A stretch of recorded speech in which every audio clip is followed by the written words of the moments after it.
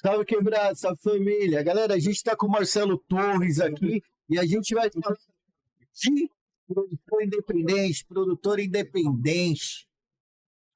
Olá, tudo bem? Boa noite aí. Muito prazer gente participando aqui do festival, do pessoal dos Neomarginais, né, organizando. Meu nome é Marcelo Torres, né? A gente é da editora Chloe, é uma editora que existe há 3 anos. 3 anos já? 3 anos. A gente é da região do ABCD, né? Uma região que tem poucas editoras, né? Nesse momento. O ABCD, o ABC, aqui é o ABCD, Santo André, Diadema, São Bernardo, Santo André, São Caetano, vai até Rio Grande da Serra, pegando Rio Grande da Ribeirão Pires, né? Então vai pegando, na verdade, 7 cidades, né? Bacana. Então a gente está localizado na cidade de Diadema. A editora Chloe é uma editora, né, que existe há 3 anos. Você conhece, eu não te conheço, aquele lá do Diadema, lá, o ZEP? ZEP, Artes Plásticas? sim, é o Centro de Artes Plásticas que existe lá, né?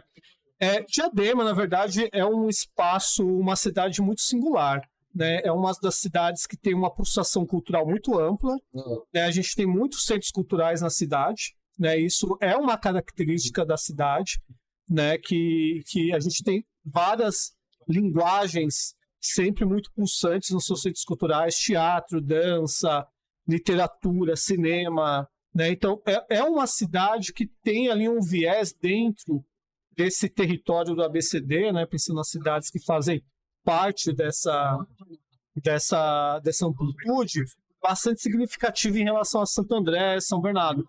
Há uma pulsação ali cultural diferente. Que legal, cara. E a editora Chloe, ela está localizada em Diadema, né? É uma editora que existe lá há 3 anos, né? Eu e o Carlos André, que somos os sócios fundadores, né, da Chloe, né? O Carlos, ele nasceu em Diadema, né? Eu sou pernambucano da cidade de Palmares, né? Mas que cresci em Diadema. E a gente acabou se encontrando, né? Estabelecendo ali um diálogo muito voltado para as linguagens artísticas, né? Nossa formação se deu ali com teatro, dança, literatura, cinema, música, né? Até que a gente, com a maturidade, né? Que já somos ambos ali, já estamos nos 40 anos, a gente decidiu fundar a Chloe, né? E trabalhar com literatura, porque é o nosso nicho de pesquisa, é a nossa área onde a gente consegue transitar de uma forma mais profunda, né? Então a Chloe nasce dessa pesquisa de adolescente que reverbera na nossa formação adulta, né?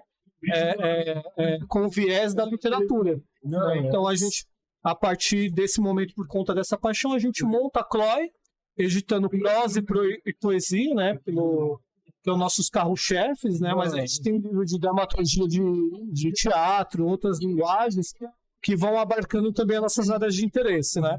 E aqui está o meu parceiro Carlos, do meu lado, que pode também falar um pouco da nossa trajetória e do nosso trabalho conjunto. Bacana. Por favor, Carlos, se apresenta e fala um pouquinho da sua história.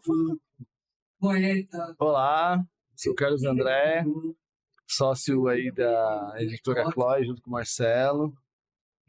Eu tenho uma formação periférica, ao mesmo tempo muito diferenciada, porque o meu lance o periférico não é o periférico como se entende hoje em dia, né?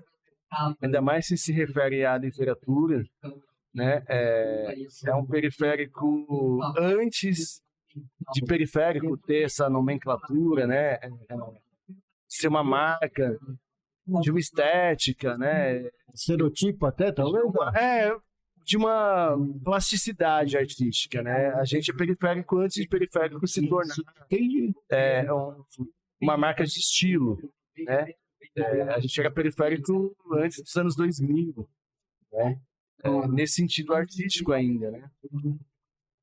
O que eu quero dizer com isso, talvez meio confuso para quem esteja ouvindo, mas a gente é periférico antes da periferia se tornar um estigma, né? Um modo de identificação, né? A gente já fazia arte periférica, literatura periférica antes disso ser moda, antes de sair nas revistas, antes de sair... E como que se dava isso quando a gente, né? começou a produzir.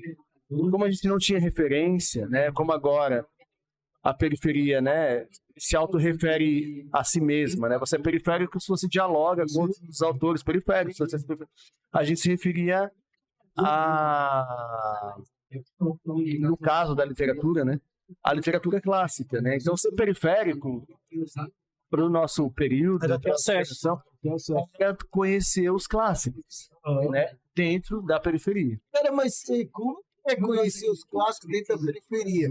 Porque isso é buscar uma informação que não é acessível, ao mesmo tempo é caro. Clássico na época é caro. Como que chegava Então, isso pra você? Mas aí que tá a questão, né? Na nossa época de moleque, né? Através das oficinas culturais, né? Através dos seus coordenadores, né? Dos seus nichos literários, né? Eles traziam oficinas sobre Baudelaire, sobre Rimbaud, né? Ao qual a gente tinha acesso. Então, a gente passou a ter uma formação embasada naquilo que se considera de literatura, né? Isso que o Carlos coloca da estética periférica, que agora se autorreferencia, né? Se a gente pega atualmente, na nossa época de 17, 18 anos não existia. A gente não conhecia a literatura periférica como hoje se autorreferencia, né? A gente conhecia através daquilo que chegava nos centros culturais. O que chegava nos centros culturais? Vai ter uma oficina sobre Baudelaire. Você está interessado de fazer? Sim, porque a gente gostava de literatura, gostava da palavra. Então a gente ia lá e fazia a oficina sobre Baudelaire. Né? Não é igual hoje.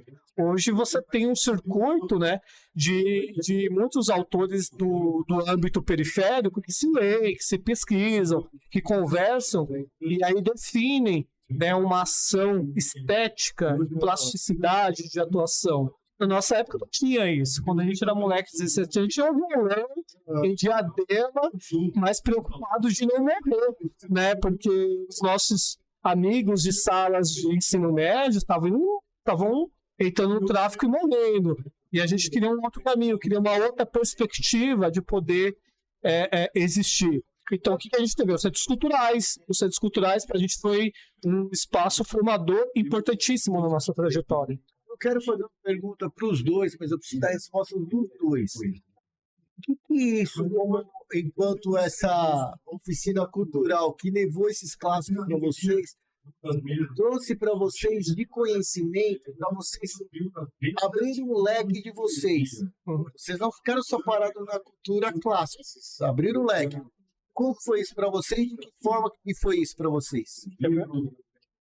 Eu oficino, né? Dou formação para novos escritores há 20 anos. Com mais profundidade, talvez há 10, né? Mas já trampo com formação de novos autores, novos leitores há mais ou menos esse período, 20 anos. E essa é uma problemática que a gente tem discutido muito, sempre que há espaço para isso,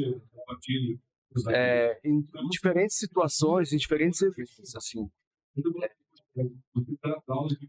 Literatura não é uma coisa que começou agora. A literatura não começou com a periferia, né? A linguagem não começou com a periferia. A língua, né, escalando esse campo de significados, né? A língua não começou com a periferia. Então, se você quer lidar com alguma coisa, né, seja ela qual for, você precisa de discernir, né, minimamente o histórico, né, do que ela se constitui, né, de onde ela vem. Né? Você não vai levar o seu carro para o mecânico que começou a estudar semana passada, entendeu? Você não vai no médico que está no primeiro ano do ensino superior. Agora, na literatura muitas vezes se confunde esse status, essa condição do literato, né? O que é o literato, né? Onde que se localiza a literatura? Respondendo a sua pergunta, né? Os clássicos, mesmo sendo periféricos, pelo que o Marcelo falou, né? Super vantagem, super privilégio de morar em Diadema, ter 12 centros culturais, né, maravilhosos, com gente falando sobre isso o tempo todo, fez com que a gente, desde saída, antes de queimar a largada, soubesse disso. você não faz literatura se você não souber o que literatura seja. Não dá, cara, pra você entrar num bagulho que tem...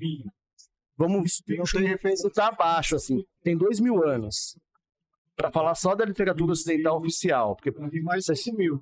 se a gente estender, como o Marcelo tá falando, pode ser mais, né, tempo ainda, pode ser 5 anos. Vamos falar da literatura ocidental, que é o que a gente aprende na escola e tal, Grécia, blá, blá, blá, blá. Não dá pra você desprezar 2000 anos de conhecimento e achar que você tá reinventando a roda, velho. Saca? E é difícil falar disso, é importante estar falando disso nesse podcast, inclusive, porque a gente apanha muito quando tenta falar disso com a galera, e a galera acha que a gente é elitista só porque conhece os clássicos, só porque leu as paradas, a gente não faz nada. O clássico, então, o cara não é periférico, o cara não é... Porque sabe? Isso é uma coisa muito bobagem. A gente é criado num contexto periférico, né? Eu, Carlos, a gente é parceiro de 14 anos, tá? E a gente, quando conseguia pegar uma coleção de livros para ler, juntando dinheiro, era pegando dinheiro emprestado para poder comprar, sabe, uma coleção de livros, os dois poderem compartilhar a leitura, sabe? Não tem nada. Exato. Não tem errado com isso. Exato. Uma coisa que o Carlos pontua, né? E aí já fazendo essa ponte da resposta dele, fazer literatura é a mesma coisa de fazer qualquer outra linguagem artística. Se você é músico, você vai aprender a solfejar, você vai aprender a ler partitura. Se você é atriz ou ator, você vai aprender expressões do corpo, como atuar, projeção de voz. A literatura é a mesma coisa. Existem recursos literários que fazem você construir linguagens literárias. E esses recursos definem por onde vai a sua pesquisa, né? E aí a pesquisa são múltiplas, né? A pesquisa do Carlos Henrique André é totalmente diferente da minha. E a gente se conhece pelo menos há quase 30 anos, sabe? A pesquisa dele de literatura não conversa com a minha, porque a gente foi por caminhos diferentes. Mas ela é pautada, sim, numa rigorosidade de estudo, de pesquisa, de referenciação, como qualquer outra linguagem. E a gente é do contexto periférico, a gente vem de Diadema, a gente vem na favela, dos anos 90, né? Aquele contexto todo, né? O que eu quero falar para vocês, eu estou muito feliz de ouvir de vocês, e eu tenho um entendimento, e quando está chegando na oficina, principalmente do clássico, muita gente fica refém disso. O que é refém disso? Ele fica muito preso nisso. E quando a gente pega uma informação, a gente tem que ter filtro, saber replicar isso. E vocês fizeram muito bem isso. Pelo que pouco que vocês falaram, eu senti isso. Então, você conseguiu entender o que eu estou falando? Você não simplesmente pegou o clássico, ficou no clássico e só passou o clássico para frente. Só replicou, foi replicante daquela informação. Não, cara, vocês têm uma vivência, vocês têm uma literatura que vocês tiraram uma experiência, tiraram um filtro daquilo e passaram o seu contexto. Cara, porra. Mas acho que é mais, acho que é mais. Adiante é mais. Eu acho que o único filtro possível, e aí eu sou radical nesse sentido, já apanhei muito por conta disso. Já fiz muito sarau, quebrado, enfim. Dei muita oficina em quebrada. Eu acho que o único viés é o clássico. Porque a gente tá falando... Você falar hoje? E pra sempre. A gente tá falando de uma forma de arte, cara. É o que o Marcelo falou. Se você quer ser ator, você não vai acordar um dia e falar, nossa, eu virei ator. Você tem você vai fazer uma faculdade, você vai participar de grupo, você vai estudar, você vai ler. Se você quer ser bailarino, como o Marcelo também falou, você vai entrar em grupo de dança, vai fazer 500 workshops, velho. Você vai entender o seu corpo. A única linguagem artística em que as pessoas, por fantasiação, né, inclusive imposição mercadológica, eu falei isso hoje aqui numa mesa de discussão, aqui no evento, a única linguagem artística em que parece que basta uma mágica para você se tornar, né, o que você pensa ser, é a literatura. Você acorda e você se acha um grande poeta, porque você sente, que você se emociona. Sente que todo mundo se emociona o tempo inteiro. Na literatura, a gente não pode estudar, cara. Não pode ler, não pode... E qual que é o único viés possível para você estudar literatura, como é no teatro, como é na dança, como a gente falou? São os clássicos, sabe? Não dá para você achar que você está escrevendo um grande poema se você nunca leu. Para falar um de milhares. Alguns dos anos, assim. O que eu quis dizer é você não ser somente um replicante desses clássicos, mas você tirar daí um insight, um ponto de partida para você seguir o seu caminho. Mais para você seguir o seu caminho do nosso tempo. Nós temos seres do nosso tempo. Exatamente. Eu tenho um grande respeito pelo que eu li, né, pelo que está acontecendo na minha época. Né? Então, eu acho assim, a gente que é editor, e é poeta, e é escritor, eu sempre penso assim, eu tenho que estar atento na minha formação daquilo que foi importante na minha trajetória e daquilo que acontece no meu tempo. Tá? O que acontece no meu tempo é isso que está rolando aqui, nesse festival. Estou vendo poetas, né, mulheres, homens, falando as suas trajetórias, né? Trazendo a sua construção de linguagem, pensando na literatura. Então, isso para mim é muito interessante. Só que eu sempre me respaldo naquilo que me formou, naquilo que me formou quando eu era adolescente, naquilo que vem me formando em toda a minha trajetória adulta. Eu estou lendo literatura desde os 15 anos, sabe? E nos 15 anos, na minha cabeça, a minha dimensão de acesso a alguma coisa era ser um profissional do Senai e virar funcionário de fábrica. E a partir disso gerar um status econômico que vai sustentar minha vida. Hoje eu consegui dar um certo drible ali, né? Eu sou muito fã de futebol, sou corintiano. Um drible. Eu consigo pagar as minhas contas, sustentar os meus filhos, pagar os meus financiamentos, trabalhando no âmbito cultural. Por quê? Porque eu entendi que a minha pesquisa, porque esse é meu viés, tá? Literatura. Meu viés pode ser a música, o cinema, o teatro, qualquer outra linguagem artística. O meu viés na literatura, havia um espaço ali que eu poderia construir sentido para minha vida. E construir sentido para minha vida, para mim é o mais importante. E conseguir arraigar isso, a minha sustentabilidade financeira, econômica, né? Cuidar dos meus 3 filhos, da minha companheira e relacionar isso com a vida, eu consegui fazer isso graças à minha formação no âmbito da literatura e à minha formação dos espaços e centros culturais. Então, quando alguém coloca, fala assim, mas qual que é a importância do espaço do ensino não formal? Eu falo, cara, ele pode salvar muitas vidas, ele pode ser um espaço importantíssimo daquilo que você vai se tornar e daquilo que você vai gerar como identidade da sua singularidade. Porque eu acho que é muito importante as pessoas, sabe, dentro da sua singularidade, serem aquilo que elas querem ser. Não ser algo porque o movimento do mercado, o movimento da pressão familiar, exato, impôs para ela ser, né? Porque isso vai dar errado, cara, isso vai dar infelicidade, vai dar em transtorno. Então eu acho que poder transitar dentro daquilo que você escolhe, dentro de um âmbito que é muito amplo, né? Porque às vezes você está dentro daquilo que você escolhe, mas tem uma exigência ali que às vezes tem questões que você não concorda, mas já é um ganho, porque você está num âmbito que faz sentido para aquilo que você quer ser, né? Para aquilo que você quer estar sendo. Eu acho que a gente sempre quer estar sendo, né? Até o final da nossa vida, né? Eu acho que o lance do aprendizado, ele vai até o último dia, cara. Nisso eu sou muito freiriano. Eu gosto muito do Paulo Freire, porque é isso, cara. O sentido da vida é o quanto que a gente consegue dialogar um com o outro. E nessa conversação que eu tô fazendo aqui com você, que eu tô fazendo com o Carlos, eu tento sempre dimensionar o que eu consigo aprender. E o que eu consigo aprender eu quero levar até o último dia da minha experiência. Sabe? Eu queria fazer uma pergunta para vocês. Vocês têm uma bagagem muito grande, vocês produzem, você tem uma produtora independente. O quanto isso ajudou ou quanto isso atrapalha no sentido de ser crítico com alguém que está colocando lá para vocês produzirem o livro dele, cara? Legal. Quando você se torna um editor, né, isso acontece com muitos editores, né, que a gente conhece aí no cenário. Aos poucos você vai perdendo essa dimensão de autoria, né? Você deixa de ser autor, né? A gente tenta, à medida, né, do possível, não perder essa dimensão, né? A gente, Marcelo mais do que eu, Marcelo já publicou 8 livros, né, de poesia. Eu tô no 3º agora, indo pro 4º. E não só de poesia, né? Enfim.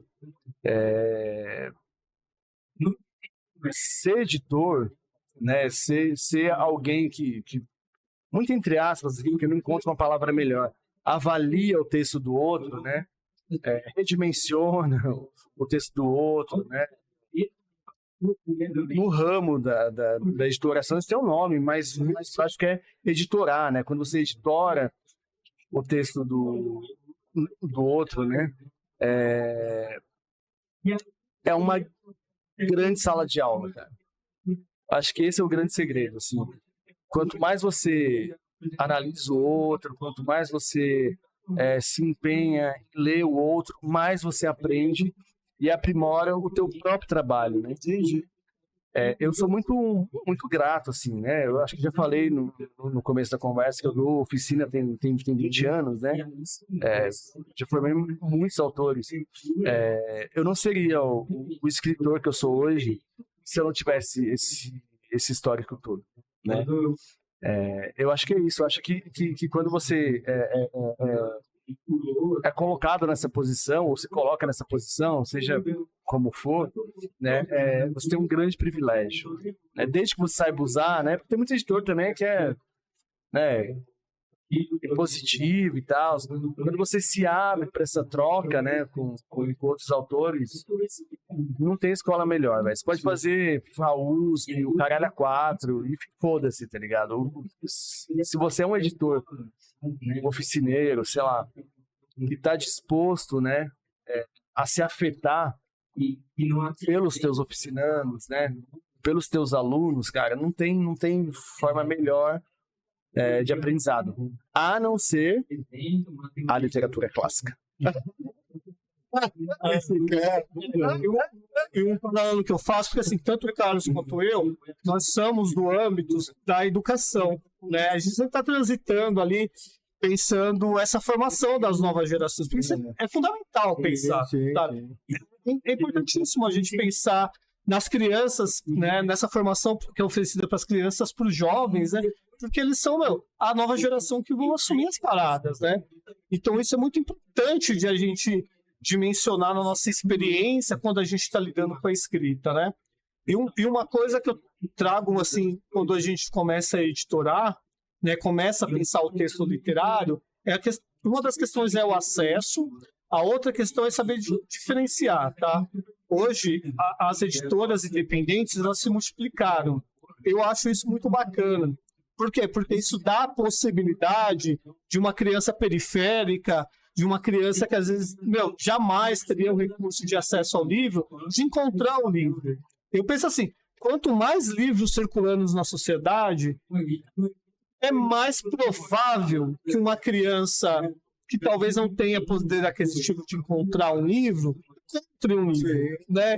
Então, quando alguém fala, mas agora tem uma proliferação, não tem critério, né? Tem gente que faz editoração e gente que faz publicação, e fica uma discussão nesse viés. Eu sempre penso, caralho, eu acho muito melhor que muitas coisas é mesmo. Exato. Muito melhor ter 300 publicações no mês de agosto no Brasil do que ter 30, né? Porque a possibilidade de um encontro de um jovem, de uma criança com um livro infanto-juvenil, um livro de literatura jovem, um livro voltado mais para a literatura adulta, é uma possibilidade de encontro com um livro.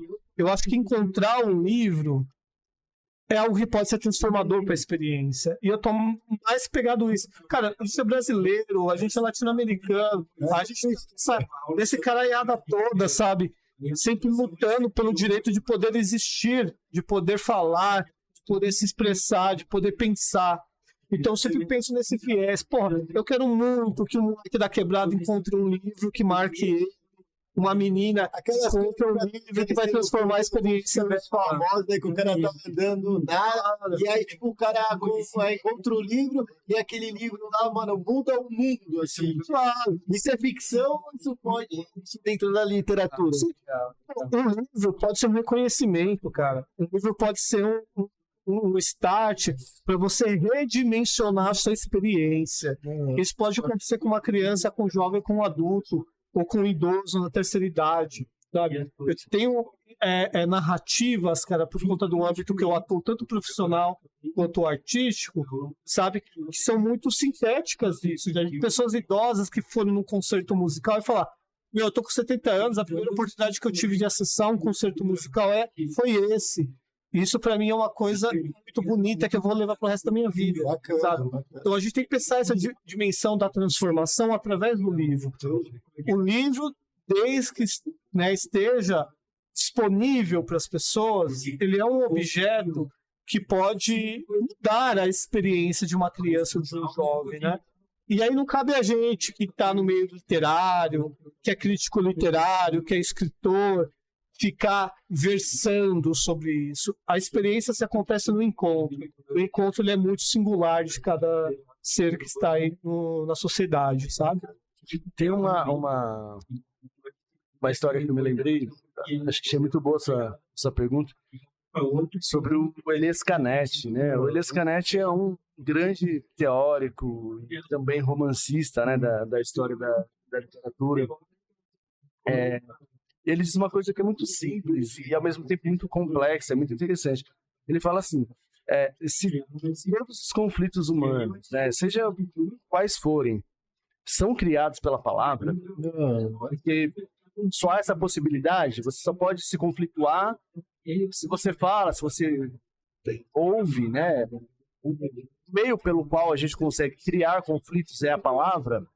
É muito lógico que se pense que a palavra também pode solucioná-los, dissolvê-los, né? E aí ele faz um ensaio lindo, maravilhoso, chamado O Poder da Palavra. Eu não me lembro se é esse o nome exatamente, mas em que ele vai discorrer sobre isso, né? Como a gente só tem a palavra como ferramenta, né? Agora aqui, por exemplo, eu mesmo seres de linguagem. Nós somos seres de linguagem. Eu mesmo hipnotizado por essa essa vitrola maravilhosa essa frente, é hipnotizante, né? Que é linda, assim. Só consigo dizer que isso é lindo e que me hipnotiza porque eu tenho palavra para isso, né? Tudo que a gente faz, só faz porque a gente consegue, de alguma maneira, instrumentalizar essa coisa maluca que a gente inventou, que é a palavra, né? O livro, na verdade, ele é só um instrumento de uma coisa anterior, né? O livro é instrumento de uma coisa maior, mais complexa, que é a palavra, que é tudo que a gente tem. Sem a palavra, a gente não é. Essa é a questão, né? Sem a palavra, a gente não existe. Se não houvesse palavra, eu não saberia que esse é o microfone, que você é um cara, que o Marcelo é um amigo, tudo são palavras, né? Então, enfim, voltando para sua questão inicial, né, para ter chegado nessa brisa, assim, o livro é fundamental porque o livro, ele é a institucionalização máxima que a gente chegou. Isso é um registro dessa ferramenta. Isso é um registro, e mais do que isso, que aí entra a literatura, volta porque a gente estava falando, né, de critério literário e tal, assim, a estilização da palavra, né? É o lugar máximo a que essa ferramenta pode chegar, é a literatura. Então não dá pra brincar de literatura. Não dá, velho. Não dá pra brincar de ser poeta, tá ligado? Não dá pra brincar de ser autor. Não dá pra acordar e se achar escritor de dia pro outro. Dá uma muito foda agora. Na outra rodada também foi pelo Independente. E aí eu perguntei para eles o que existe sucesso dentro disso. E aí eu vou fazer uma conversa para vocês, porque remete a isso que você acabou de finalizar. Existiu a história de vocês, enquanto produtores, pegar um autor para você falar: mano, isso aqui não tem condição de produzir, isso aqui não tem nada a ver, isso aqui não é literatura. Acontece? Então, isso acontece, né? Mas assim, eu acho que também é aquilo que a gente tem que pensar. Nós somos seres do ano 2024, né? Nesse contexto plural, né? A gente tava debatendo quase há 2 horas, 3 horas ali, a interferência da inteligência artificial na literatura, sim, que já é uma coisa concreta, né? A Amazon já está limitando, né, o número de livros escritos por dia pela inteligência artificial, porque a coisa ela é imensa, sabe? eu acho que a gente está num momento crucial. Isso que é de inteligência artificial, Mário. Porque é obrigado, né, dizer se é de inteligência artificial ou não a produção, né? Se ela tem obrigado, se ela tem autoria, não. Só que qual que é a questão? Mas eu vou linkar com sua pergunta. A questão é o seguinte, a gente não tem uma coisa muito bem definida reguladora. Então, assim, a Amazon antes poderia colocar, sei lá, 20 livros escritos por uma inteligência artificial. E hoje em dia isso tem uma mínima regulação. Eu não me lembro o número exato, mas tem uma regulação agora de por dia. Mas que é alto, que está concorrendo com pessoas vivas, como eu, Carlos, você e qualquer outra pessoa na sociedade, né? Isso é muito delicado. Porque eu penso que quando a gente vai pensar a questão da valorização literária, não cabe a mim, ao Carlos ou qualquer outro editor. Né? Os editores chegam com suas expectativas, chegam com suas ansiedades, chegam achando que são Fernando Pessoas, né? Que estão aí, né? Circulando. Não cabe a mim, Carlos, de mencionar se ela é o próximo Fernando Pessoa ou não. E cabe a gente, dentro do nosso viés de trabalho, é saber separar o que nos interessa ou não. E isso é muito importante de falar. Talvez o que não interessa a Chloe, interessa a outra editora, e tá tudo certo. Porque o mercado tem que ser nessa flexibilidade, né? Então, assim, sim, as editoras trabalham com seus crivos, né? E a gente vai, assim, editorando, né? Mas seria muito cruel da minha parte dizer, quando chega alguma coisa que eu não gosto, e talvez isso não seja um autor ou um autor relevante para a literatura. Não cabe a mim dizer isso, né? Cabe ao meu crivo editorial, mas o meu crivo editorial, ele é um recorte dentro do cenário, que é diferente das outras editoras, né? Então eu, Carlos, a gente... Posso só mais perto do microfone? Né? Carlos, a gente tem uma flexibilidade de pensar as tensões, né, e as estéticas contemporâneas, né? Então a gente tem que entender o que o autor e o autor estão querendo chegar, o que eles esperam do seu projeto editorial, né? Isso é uma coisa maluca na atualidade. Existem editoras que fazem processos editoriais, outras que publicam, tá? No cenário independente, né? Enfim, tá tudo certo. As que publicam estão fazendo dentro daquilo que conseguem fazer dentro do seu escopo de trabalho. As que conseguem fazer um processo editorial mais afinado, né, mais cuidadoso, também são escolhas de editoração, e tá tudo certo, né? Às vezes eu vejo muita gente metendo pau, mas o maluco não faz o processo editorial, ele faz publicação, tá?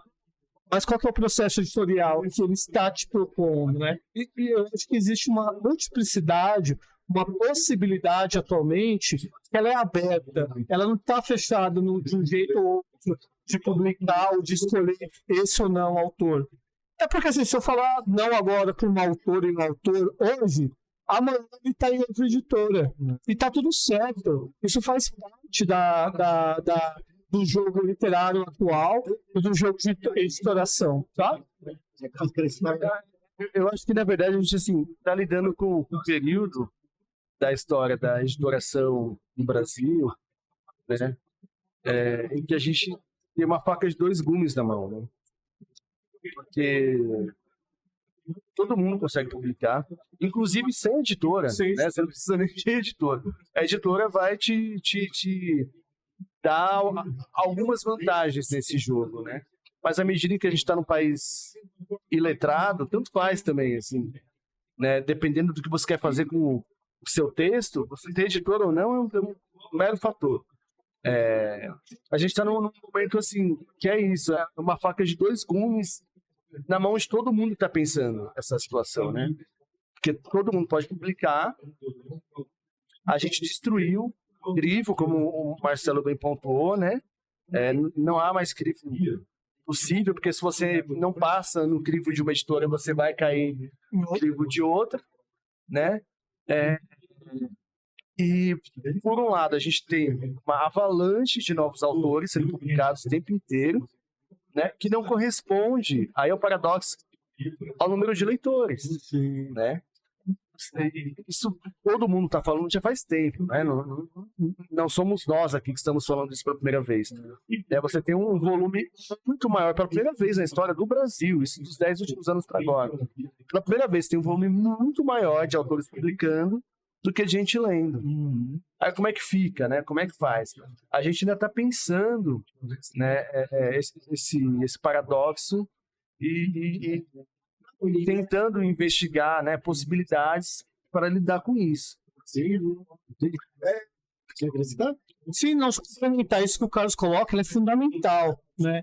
Eu acho que a gente quer dar importância para o livro, quer dar importância para a literatura contemporânea, a gente tem que começar a pensar mais no leitor do que no autor ou na autora. A gente tem que pensar em formação de leitores nesse país, em fomentação dos livros, que os livros se multipliquem, né? A gente está em São Paulo, São Paulo ainda tem bastante livrarias, mas nós temos capitais que não existem livrarias. A gente tem cidades ao redor de São Paulo que não existem bibliotecas. Não, livrarias. Diadema, de onde a gente vem. Não tem livraria. É cedo. Então, acho que um aspecto fundamental, e aí isso linka também a nossa experiência como educador e arte-educador, e como gestores do âmbito cultural e educacional, temos que pensar nos leitores, na formação de leitores, em políticas públicas que façam as pessoas terem interesse pelos livros, entender a importância dos livros na formação. Tem uma importância gigantesca na formação de qualquer criança. Encerrar agora, mas eu não posso deixar a deixa que vocês me deram, e foi a deixa também da sua debate, palestra, não sei como você chamou. Uma conversa. A inteligência artificial, literatura feita pela inteligência artificial. Vocês entendem isso como obra genuína ou não? Vou chegar nesse assunto, mas até para esse assunto tem que voltar para trás, né? O Marcelo estava falando dessa necessidade de formação de leitor. Eu acho que só se forma leitor com literatura clássica. Não dá para achar que nos últimos... Porque se for para ser uma coisa profissional, o autor, né, a gente entende que ele tem várias bagagens do conhecimento para ser algo falado que ele é um autor. Mas não é um autor, estou falando de leitor agora. Para ser leitor é a mesma coisa. Você só é um leitor se você conhece literatura clássica, do mesmo jeito. Se a pessoa quer ouvir uma história ali que envolveu ele naquele momento e aí tá tudo bem. Não pode fazer isso com diversas outras formas que não vai ser literatura. Você pode fazer isso assistindo um filme, a sua voz contando uma história. Agora, se você quer ser leitor de literatura, né, o único viés possível é o clássico. Isso é amplamente sabido. É isso que eu vivo dizendo. A gente está numa época em que a única coisa que evoluiu foi a tecnologia, mas nada evoluiu. A gente vive sentindo, né, se afetando pelas mesmas coisas que os personagens do Shakespeare se afetavam há 500 anos atrás. Por que o Shakespeare é atual hoje em dia? É a mesma coisa, velho. São os mesmos conflitos. A única característica humana, se é que é humana, mas é humana de qualquer maneira, que evoluiu nos 500 últimos anos, e nos últimos, 50, assim, grandemente, foi a tecnologia. É isso daqui, velho. Olha esse... Só isso evoluiu. Essa é a primeira coisa. Quando você está falando de formação de leitor, você não pode se pautar pela tecnologia, porque ela só tem 50 anos. Estou chutando um número hipotético. Assim. A literatura tem 5.000, velho. Não faz sentido nenhum você achar que um leitor vai se pautar. A tecnologia também ela é milenária. Eu vou te falar uma coisa porque eu sou pesquisador de novas tecnologias. Essa é a formação legal. E a tecnologia, que mesmo lá nos primórdios, era uma tecnologia independente se é essa tecnologia aqui que você está usando. Não é nomeada. Não, talvez não nomeada, exatamente. Mas existia a tecnologia assim. Toda evolução ela é uma tecnologia. Beleza? Agora, o que eu quero perguntar para vocês na inteligência artificial, o cara que fez lá um livro, ele é uma obra genuína? Mas, voltando ainda, eu entendi a sua provocação. Mas eu estava falando exatamente disso, não fugi do assunto. tô dizendo que no campo da literatura, essa conversa não cola, velho. Sabe? Porque no campo da literatura, qual foi a única evolução? Foi a dos 50 últimos anos. Com podcast, com YouTube, com internet, com não sei o quê. A literatura é muito mais antiga do que isso e ela não se transformou para além disso. Né? Imaginando que a gente esteja conversando estritamente sobre literatura, cola, entendeu? Se a gente pegar, né, a ideia de tecnologia, ela se perde no tempo, né? À medida que o ser humano decidiu deixar de ser nômade, né, e se reunir em micro-sociedades, já se constituiu ali uma espécie de tecnologia, ainda que abstrata, de pensamento. Falando de literatura, a gente começou a ter uma evolução tecnológica agora. Entendeu? Então não dá para pensar formação leitora, autoria, que foi a sua pergunta, fora 5 mil anos anteriores. Né? O que a gente tem é um boom tecnológico na literatura, né? Que a gente não tem como te responder. Exato. Porque não dá para saber para onde vai, velho. Vai ser. O que eu vou falar para você de inteligência artificial? Inteligência artificial são prontos. O que são prontos? São comandos que você colocar. Nunca vai existir uma tecnologia, isso, cara, esquece. Vai pegar isso aqui do nada, não existe, vai inventar que isso não existe. Para isso aqui existir, dentro daquela informações. Serem informações. Pronto, são informações que você coloca lá. Exato. Logo, e vai aperfeiçoando. Você está colocando ali, quando o cara vai escrever um livro, não é a ideia dele que ele está colocando ali, e a inteligência artificial só está montando aquela ideia. Montando. Então, mas aí que tá. Quando a gente pensa em que o cara seja mais completo, que é o manual, que vai escrever mesmo, né? Exato. Eu acredito que a questão da inteligência artificial produzindo literatura, produzindo livros que estão sendo comercializados, já é uma realidade. Músicas, né? Construindo, já é uma realidade. Né? Faz parte dessa nossa sociedade, né? Essa questão de autoria, ao meu ver, aí a gente não conseguiu iniciar uma discussão profunda, né? O que se tem é uma tensão entre, né, eu que sou autor, que faço minha poesia, que faço meu texto em prosa, sabendo que existe uma inteligência artificial que vai escrever muito mais rápido do que eu, numa velocidade, né, incomparável, né, e de poder, de impacto no mercado muito grande, né? Eu acho que essa disputa da autoria, né, do que a gente vai considerar como autoria, né? Essa inteligência, a formalização entre a inteligência artificial e a autora, eu acho que a gente é um campo ainda que vai ser muito discutido, né? E assim, a inteligência artificial, ela é alimentada por as informações que a gente vai colocando constantemente nela. Então, ela vai se aperfeiçoando. Então, ela vai conseguir escrever como Shakespeare, como Juca Machado, uma Ida Hilst, etc. Isso é fato, né?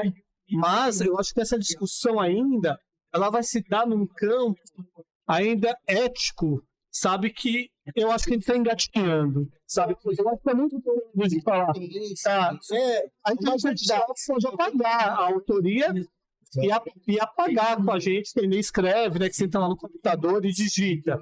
Acho que isso nunca vai acabar. Não. Mas, né, eu acho que isso ainda está no inicial. Acabar no sentido do genuíno, do clássico. Não sei. Eu tenho as minhas dúvidas.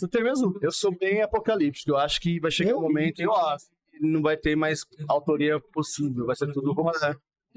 Porque a inteligência vai sintetizar, sei lá, 5 mil de literatura, vai conseguir cruzar Homero com Drummond, sabe, com... Uma coisa assim, nossa, os caras estão pirando, né? Na reflexão, teoria da conspiração e tal. Mas é real. Você está colocando dados lá. Cada vez mais você vai colocando dados, ela vai aprendendo. Vai se alimentando. E mais que isso, E mais que isso, volto de novo aos clássicos. Não é brincadeira a gente ficar batendo na tecla dos clássicos, apanhando em tudo que é lugar aí afora por conta disso. Não se inventa nada de novo, né? O Harold Bloom, que é um puta crítico, talvez o maior crítico da história do clássico. Isso tem que se dar algum momento de surgimento disso para se tornar um clássico. Esse cara que tá vindo agora, que ele não estudou um clássico também, ele não pode se tornar um clássico também? Pode, Não, Pode. Ó, as coisas básicas que vão determinar um clássico, né? A sua capacidade de enxergar o seu tempo e a sua duração na história. Machado de Assis é um cara que, mano, interpretou o Rio de Janeiro, que era a capital do país, né? No século XIX. Hoje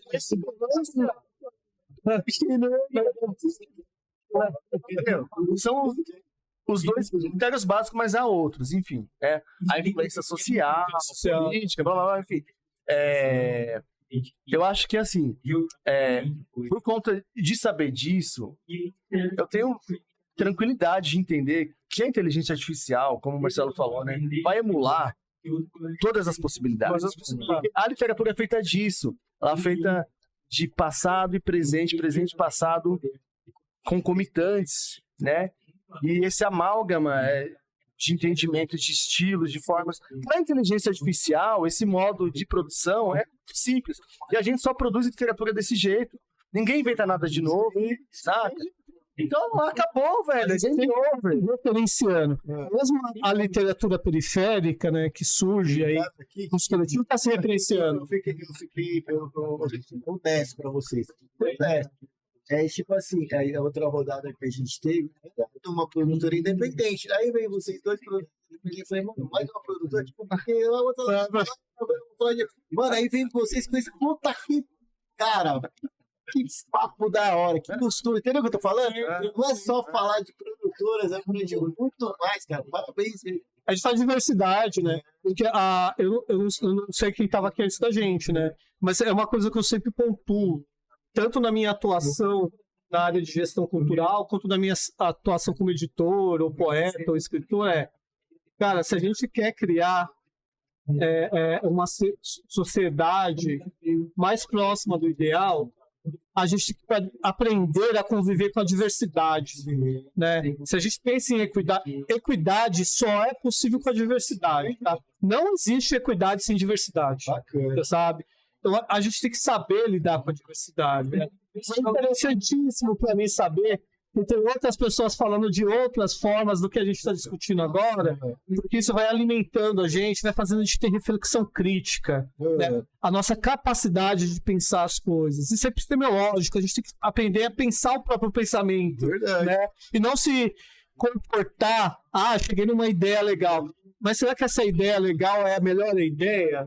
Sabe? Será que tem outras pessoas pensando outras possibilidades para a existência que também são fundamentais para a gente redimensionar a nossa experiência? Então, eu estou mais interessado em compartilhar e viver diversidade do que ficar em convergência. Sabe aquilo que o Ailton Krenak, o Nego Bispo fala? Eu estou mais interessado nas confluências, porque as confluências possibilita que nem tudo tem que concordar contigo, e nem você concordar comigo, mas a gente consegue dialogar de uma forma crítica sobre isso. Ai, cara, puta merda, que delícia, velho. Sabe como que eu quero fazer? Eu não sei nem como continuar isso. Mas é isso mesmo, cara. Infelizmente, nosso tempo é curto, mano. Mas que papo legal. Vai uma hora lá pra gente continuar esse papo no nosso. Ou já tá lá, procura a gente lá, a gente vai agendar pra vocês um momento. Cara, vai ter essa vitrola de novo, velho? Não, essa não vai. Eu fui me ligar pela vitrola aqui.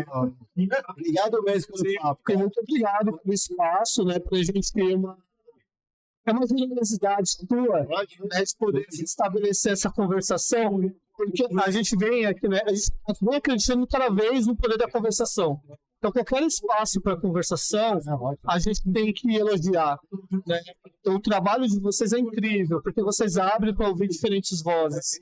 Isso para a gente é fundamental. Me faz uma gentileza, deixa a rede social de vocês, como que faz para chegar até a produtora de vocês? Na verdade, a gente tem uma editora, né? Porque tem uma grande diferença semântica aí, né? Nós somos uma editora, a primeira editora, inclusive, independente da história de Diadema, né? Imagino que os ouvintes aí conheçam, né? Pelo menos de nome, né? Uma cidade vizinha de São Paulo, enfim. É o D do ABCDMRR, né? Diadema. A gente tá no Instagram, tá no TikTok até, velho. Tá no Facebook, tá em todo lugar. É Chloe. É C-L-O com acentinho. Chloe. Né? Não tem nenhuma coisa parecida na internet, então é muito fácil de achar. Só para fechar essa fala do Carlos, né? A gente tem uma editora, né? Que é isso que ele falou, www.editora.com.br, e temos também um canal no YouTube, né? Que é o canal da Editora Chloe, ao qual a gente já atingiu uma marca aí nos últimos 3, 4 anos de mais de 90 entrevistas com do Brasil. É uma doideira, velho. Só vendo. É o único canal da internet nesse formato. Começou na pandemia. Eu considero, e vou continuar considerando até que me provem ao contrário, o maior panorama de poesia brasileira da internet. Né? O maior panorama de poesia contemporânea brasileira da internet no formato em que a gente faz, né? São vídeos experimentais. A gente tem 95, tá indo pro 96º poeta entrevistado nos 4 cantos do... Vou conhecer com certeza, tá bom? Muito obrigado por vocês estarem com a gente até esse momento aí. Cara, foi um papo maravilhoso e, puta, aprendi pra caramba com você. A gente também. Obrigado, galera. Valeu, tamo junto, é nóis. Valeu, gente. Muito obrigado. Boa noite.